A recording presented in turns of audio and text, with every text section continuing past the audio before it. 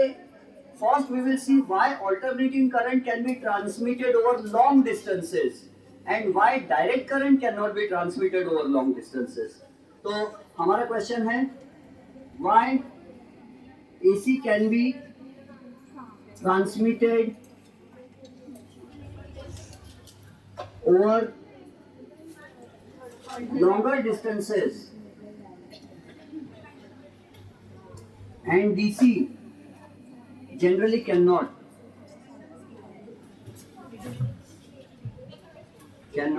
be transmitted over long इतना sentence बड़ा हो गया लॉन्ग डिस्टेंसेस एसी को लॉन्ग डिस्टेंसेस तक भेजा जा सकता है लेकिन डीसी को नहीं भेजा जा सकता रीजन क्या है तो सुनो we know Joule's law of heating effect of electric current says heat produced in a conductor is directly proportional to square of the current, resistance of the conductor, and the time for which the current flows. So heat is directly proportional to square of the current.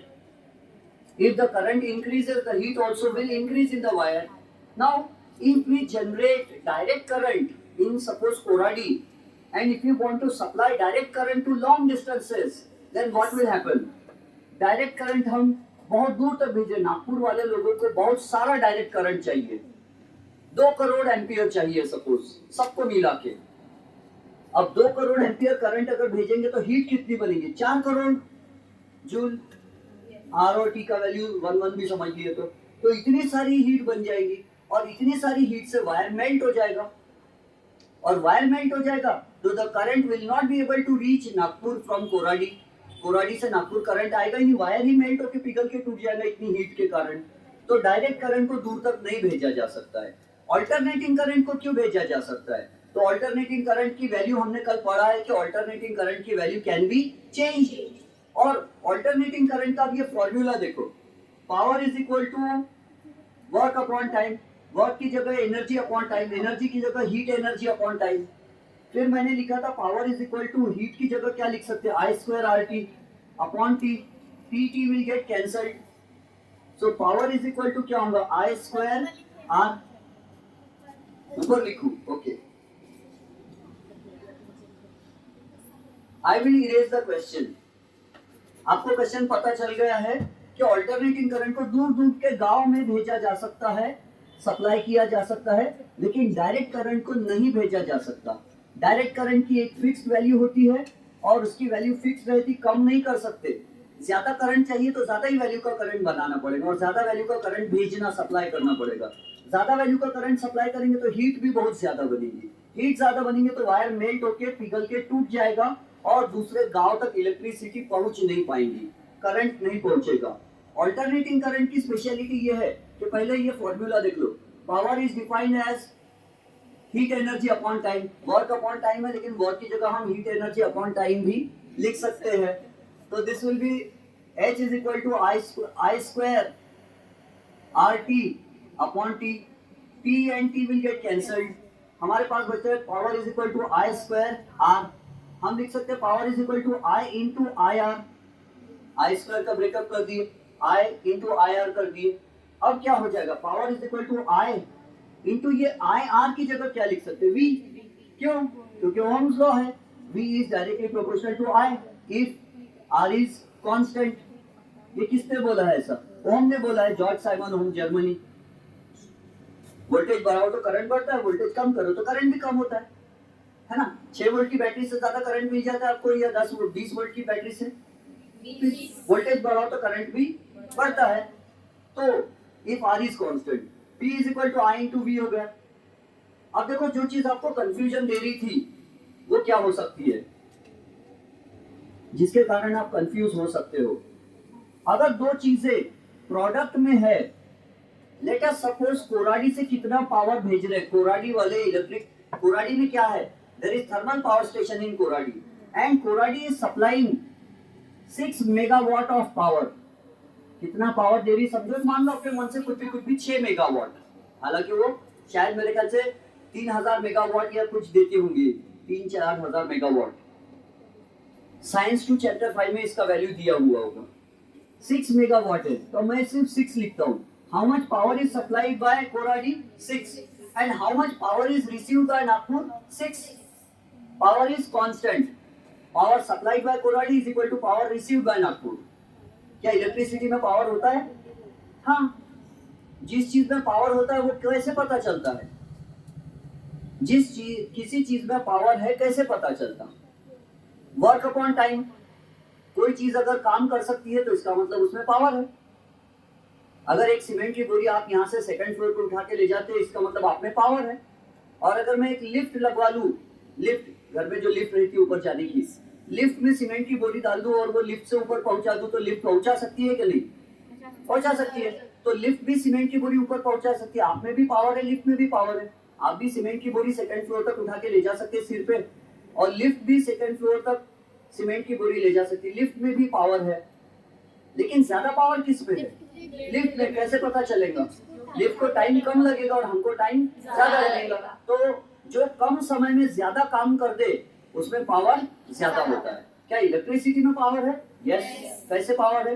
तो electricity washing machine को power देती है, और washing machine कम समय में ज्यादा कपड़े धो के देती है। बर्तन मांजने का डिश वॉशर मशीन कम समय में ज्यादा बर्तन मांज के देती है ना। एसी कम समय में ज्यादा हवा करके दे सकता है, हमको ठंडा करके दे सकता है, तो उसमें भी पावर है। बहुत सारे, ये फैन 2-2 घंटे तक लगातार चलता है, थकता भी नहीं। कभी बोला आपको उसने थक गया करके? नहीं। तो इसका मतलब है कि इलेक्ट्रिसिटी में पावर है, और इसीलिए कोराडी को हम क्या बोलते हैं? पावर हाउस, क्योंकि इलेक्ट्रिकल पावर मिलता है वहां पर। तो कोराडी कितना पावर दे रहा है? 6। और हमको पावर आ रहा कितना नागपुर में? 6। पावर कैसा है? कांस्टेंट। पावर कांस्टेंट है तो करंट और वोल्टेज में क्या रिलेशन होगा? फॉर्मूला क्या है पावर का? Power is equal to current into voltage. अब कोराडी 6 दे रहा है हमको पावर, मान लो वॉट है, हालांकि 6 वॉट बहुत कम हो जाता है समझाने के लिए। कोराडी 6 वॉट दे रहा है और हम 6 वॉट पावर ले रहे हैं समझो। तो क्या होगा? अगर मैं करंट को 2 एम्पियर कर दूं तो वोल्टेज कितना होगा? 3 वोल्ट होगा। अगर मुझे पावर को कांस्टेंट रखना है, कोराडी से पावर जितना आ रहा है उतना ही पावर नागपुर में पहुंच रहा है पावर लाइन से, इसका मतलब पावर कांस्टेंट है। अगर पावर कांस्टेंट है, मैं करंट को अगर बढ़ा देता हूँ, 3 एम्पियर कर देता हूँ, तो वोल्टेज बढ़ेगा कि कम होगा? कम हो जाएगा। अगर मैं करंट को और बढ़ा देता हूँ तो वोल्टेज और कम हो जाएगा। तो करंट और वोल्टेज में क्या रिश्ता दिख रहा है? इनवर्स। करंट बढ़ता जा रहा है तो वोल्टेज क्या हो रहा है? कम हो रहा है। तो करंट और वोल्टेज में क्या रिलेशन है? इनवर्स रिलेशन है। याद रहेगा? अब कोराडी में एक ट्रांसफार्मर नाम की मशीन होती है। क्या होता है कोराडी में? ट्रांसफार्मर। जहां पर भी पावर हाउस होता है वहां उनके पास एक ट्रांसफार्मर होता है, और उस ट्रांसफार्मर का नाम रहता स्टेप अप ट्रांसफार्मर। ये सिलेबस में नहीं है, समझा तो अच्छी बात, नहीं समझा तो और भी ज्यादा अच्छी बात। स्टेप अप ट्रांसफार्मर होता है कोराडी में। वो ट्रांसफार्मर क्या करता है? तो वो ट्रांसफार्मर वोल्टेज को बहुत बढ़ा देता है। कितना कर देता है? तो कभी कभी 50,000 वोल्ट कर देता है। इसीलिए वो वायर्स पे लिखा होता है high voltage cable, do not touch, high voltage. तो वो वोल्टेज कितना कर दिया उसने? 50,000 वोल्ट। वोल्टेज बहुत बढ़ गया तो करंट क्या हो जाएगा? Current will become very less, very little. Voltage बहुत बढ़ गया तो करंट क्या हो जाएगा? बहुत कम। अभी हमने देखे फॉर्मूला, पावर कांस्टेंट है तो वोल्टेज को वो बहुत बढ़ा देता है, इसीलिए उसको स्टेप अप बोलते हैं। अप यानी बढ़ाता। किसको बढ़ाता? वोल्टेज को। तो स्टेप अप यानी वोल्टेज को एक कदम ऊपर बढ़ा देता। वोल्टेज को बढ़ा दिया तो करंट क्या हो गया? कम। अब करंट कम हो गया तो वो करंट कहाँ आएगा? नागपुर में आएगा। क्या नागपुर में करंट आने से वायर जलेगा? नहीं जलेगा। क्यों? H is equal to I square RT. Heat is directly proportional to square of the current if resistance and time are constant. तो करंट कितना आ रहा है अभी? Very little. हमने वोल्टेज को क्या कर दिए? बहुत बढ़ा दिए, तो करंट क्या हो गया? बहुत कम। अब करंट बहुत कम हो गया तो बहुत कम करंट वायर में से कोराडी से नागपुर आएगा तो वायर जलेगा क्या? नहीं, क्योंकि वायर में हीट कम बनेगी। करंट कम तो हीट भी कम, और वायर जलेगा नहीं, और नागपुर में क्या होगा? करंट आ जाएगा। कौन सा करंट आएगा? कम या ज्यादा? कम वाला करंट आएगा। और जैसे ही वो नागपुर में आता है तो अपनी कॉलोनी में एक दूसरा ट्रांसफार्मर लगा रहता है जिसका नाम रहता है step down transformer. Step down. अब डाउन यानी वो वोल्टेज को क्या कर देता? कम कर देता। कितना कर देता? तो अपने घर में वोल्टेज 220 वोल्ट या किसी के एरिया में कहीं पर 250 वोल्ट आता है। 50,000 वोल्ट था वोल्टेज इतना हाई, उसको उसने कितना कर दिया 220 या 250 वोल्ट कर दिया, तो वोल्टेज क्या हो गया, कम हो गया। अब वोल्टेज कम हो गया तो करंट क्या हो जाएगा, मोर हो जाएगा। और करंट बढ़ जाएगा तो फिर क्या करेंगे, वो अलग अलग वायर से सबके घर में करंट सप्लाई करेंगे और वायर पिघलेगा नहीं। पूछो क्यों, क्योंकि सबके घर में अलग वायर जा रहा। मेरे घर में 5 एम्पियर, आपके घर में 2 एम्पियर, इसके घर में 3 एम्पियर, सबके घर में अलग अलग वायर से जाएगा। कोराडी से डायरेक्ट अपने घर में अलग अलग वायर्स नहीं भेज सकते। इतने वायर्स कहाँ के, रास्ते में पूरे झूले में डाल के रख देंगे मंडप, नहीं कर सकते। तो वहां से कोराडी से नागपुर तो एक ही वायर से करंट बुलाना पड़ेगा। नागपुर में हम अलग अलग खंबे के थ्रू, पोल्स के थ्रू करंट सबके घर में भेज सकते हैं। बात समझ गए पक्का। अब अपने घर में, अच्छा आपको पता है वोल्टेज यानी क्या होता, वोल्टेज का मतलब होता पावर हाउस कितना प्रेशर दे रहा, कितनी एनर्जी दे रहा चार्ज को।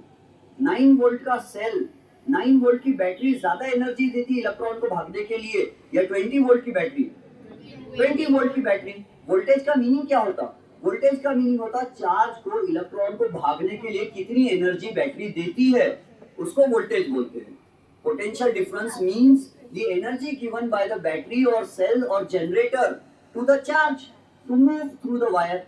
वायर को भागने के लिए सेल या बैटरी या पावर हाउस जितनी एनर्जी देता है भागने के लिए, उस एनर्जी को क्या बोलते हैं, वोल्टेज बोलते हैं और पोटेंशियल डिफरेंस बोलते हैं। अब अपने घर में कितना पोटेंशियल डिफरेंस आ रहा, 220 आ रहा समझो, या 250 आ रहा है ना। मान लो 250 वोल्ट आ रहा है, अपने घर में 250 वोल्ट आ रहा है और उसकी भी वैल्यू फिक्स नहीं रहती, फिर भी मान लो वो 250 वोल्ट है।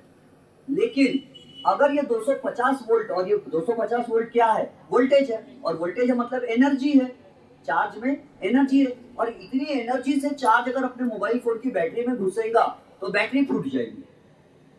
तो अपन क्या करते, अपने मोबाइल फोन में, मोबाइल फोन का जो चार्जर होता है एडेप्टर, उसके अंदर में छोटा सा ट्रांसफार्मर लगा रहता। कौन सा ट्रांसफार्मर लगा रहता, तो स्टेप डाउन ट्रांसफार्मर लगा रहता। अपने कॉलोनी में कौन सा ट्रांसफार्मर रहता, स्टेप डाउन। और मोबाइल फोन के चार्जर में, एडेप्टर में एक और उससे भी स्टेप डाउन और छोटा ट्रांसफार्मर लगा रहता। वो क्या करता, 250 वोल्ट है अपने घर में आ रहा है, कोराडी से कितना वोल्टेज अपने कॉलोनी में आया, 250। ये 250 वोल्ट को भी क्या कर देता, 5 वोल्ट कर देता। 5 वोल्ट आपके घर में अगर चार्जर होगा मोबाइल फोन का, और आजकल तो रहता ही है सबके घर में, तो उसमें देखना क्या लिखा रहता मालूम है, इनपुट वोल्टेज। इनपुट लिखा रहता 250 वोल्ट और आउटपुट ऐसा लिखा रहता उसमें, आउटपुट 5 वोल्ट। यानी उसके अंदर घुस रहा है कितना, 250 वोल्टेज। और ट्रांसफार्मर जो है चार्जर के अंदर, वो क्या कर दे रहा है, 250 वोल्ट को 5 वोल्ट कर दे रहा है। किसकी मदद से, ट्रांसफार्मर की मदद से। ट्रांसफार्मर की मदद से वो 250 वोल्ट को 5 वोल्ट कर दे रहा। अब 5 वोल्ट कर दिया तो इसका मतलब क्या है, प्रेशर क्या हो गया, एनर्जी क्या हो गई, कम हो गई। अब कम हो गई तो धीरे धीरे धीरे धीरे बैटरी में चार्जेस जाएंगे और बैटरी की धीरे धीरे चार्जिंग होगी 5 वोल्ट में। टेंशन नहीं आएगा बैटरी पे, वरना 250 वोल्ट के प्रेशर से इतनी एनर्जी से चार्जेस अगर बैटरी में घुसेंगे तो बैटरी फूट जाएगी। तो टीवी में अलग ट्रांसफार्मर लगा रहता, एसी में अलग ट्रांसफार्मर लगा रहता, अपने घर में हर चीज में अलग अलग ट्रांसफार्मर लगा रहता। क्यों, जिसको जितना वोल्टेज चाहिए, जिसको जितना प्रेशर चाहिए, जिसको जितनी एनर्जी वाला इलेक्ट्रॉन चाहिए, वो उतनी एनर्जी वाला इलेक्ट्रॉन ले लेता है। क्योंकि हर चीज को इक्वल एनर्जी नहीं चाहिए, किसी को ज्यादा करंट चाहिए, किसी को कम करंट चाहिए। तो वोल्टेज को चेंज करने से करंट चेंज होता है या नहीं होता है, होता है। वोल्टेज बहुत बढ़ा दिया तो करंट बहुत कम हो गया, वोल्टेज बहुत कम कर दिए तो करंट बहुत बढ़ गया। तो अपने घर में ट्रांसफार्मर यूज करके हम वोल्टेज को कम ज्यादा कर सकते हैं, और वोल्टेज कम ज्यादा करने की वजह से करंट ज्यादा कम हो जाता है। और करंट ज्यादा कम होता है तो जिस चीज को ज्यादा चाहिए हम उसको ज्यादा करंट देते, जिस चीज को कम करंट चाहिए हम उसको कम करंट देते। क्योंकि घर में हर चीज को एक जैसा करंट नहीं चाहिए, सबको अलग अलग करंट चाहिए। और अल्टरनेटिंग करंट की एक स्पेशलिटी है कि उसको करंट को कम ज्यादा किया जा सकता है, जितनी जरूरत है उतनी वैल्यू का करंट उसको बनाया जा सकता है। डायरेक्ट करंट की वैल्यू कैसी रहती है, फिक्स्ड। इसीलिए अपन लोग अपने घर में डायरेक्ट करंट नहीं यूज करते। आपको पता है कि ऊपर में, ट्यूशन के ऊपर में बैटरी रखी हुई है, एक ऊपर पैनासोनिक की या सॉफ्टसोनिक ऐसी कुछ तो भी बैटरी रखी हुई है। तो बैटरी रखी, और बैटरी से कौन सा करंट मिलता, डायरेक्ट करंट मिलता है। बैटरी से कौन सा करंट मिलता, हमेशा डायरेक्ट। सेल या बैटरी डायरेक्ट करंट देते हैं। और लेकिन हमको यहाँ कौन सा करंट चाहिए, ऑल्टरनेटिंग चाहिए, एसी को अलग करंट चाहिए, फैन को अलग करंट चाहिए, ये एलईडी को अलग करंट चाहिए, तो सबको अलग अलग करंट चाहिए। तो फिर क्या होगा, हमको ऐसा करंट चाहिए जिसकी वैल्यू अलग अलग की जा सके, और ऐसा कौन सा करंट है जिसकी वैल्यू चेंज कर सकते हैं, ऑल्टरनेटिंग करंट। तो लेकिन बैटरी से क्या मिल रहा है हमको, डायरेक्ट करंट। तो हम क्या करते, इन्वर्टर की मशीन यूज करते, इन्वर्टर नाम सुने कभी? तो इन्वर्टर क्या करता है, बैटरी से मिलने वाला डायरेक्ट करंट जब इन्वर्टर में जाता है तो इन्वर्टर उस डायरेक्ट करंट को ऑल्टरनेटिंग करंट बना देता है, ऑसिलेशन वाला करंट। और वो ऑसिलेशन वाला करंट फिर हम उसको कम ज्यादा वैल्यू कर लेते हैं।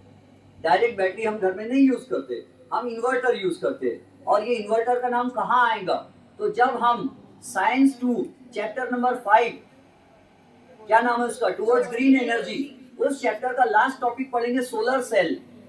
तो उसमें हम पढ़ेंगे कि सोलर पैनल्स जो लगाते हैं, सोलर सेल से जो इलेक्ट्रिसिटी बनती है वो कैसे बनती, कौन सी होती है, एसी या डीसी? तो डीसी होती है। पूछो क्यों?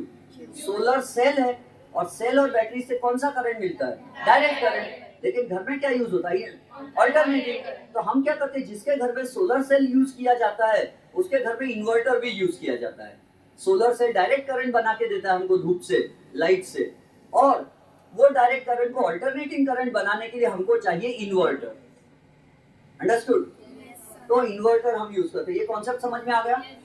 तो what is the advantage of alternating current over direct current? Alternating current में फायदा क्या है as compare to direct current? तो alternating current can be transmitted over long distances without burning the wire.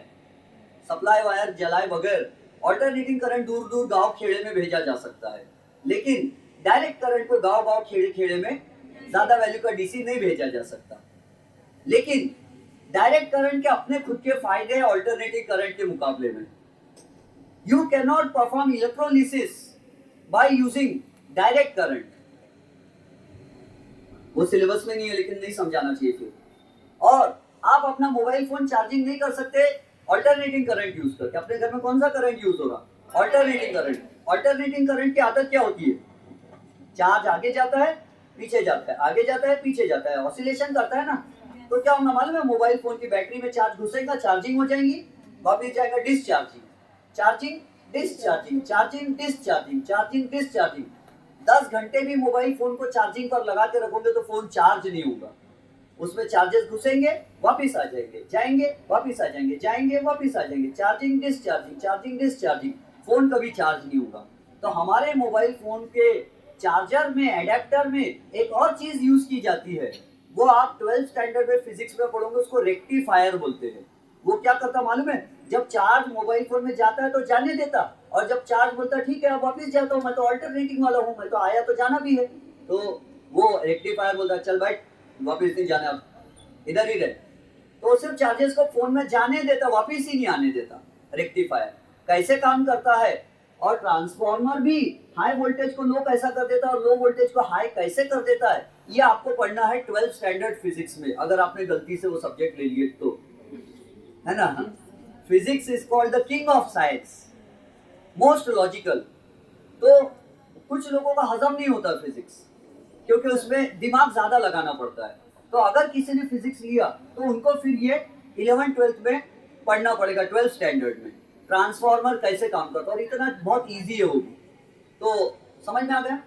Alternating current का disadvantage क्या है, mobile phone की charging करने में प्रॉब्लम होती चार्जर के बगैर, और इलेक्ट्रोलिसिस नहीं कर सकते, एनोड कैथोड, कैथोड एनोड बदलते रहता है क्योंकि करंट की डायरेक्शन बदलती है। तो अब हम नया टॉपिक पढ़ेंगे।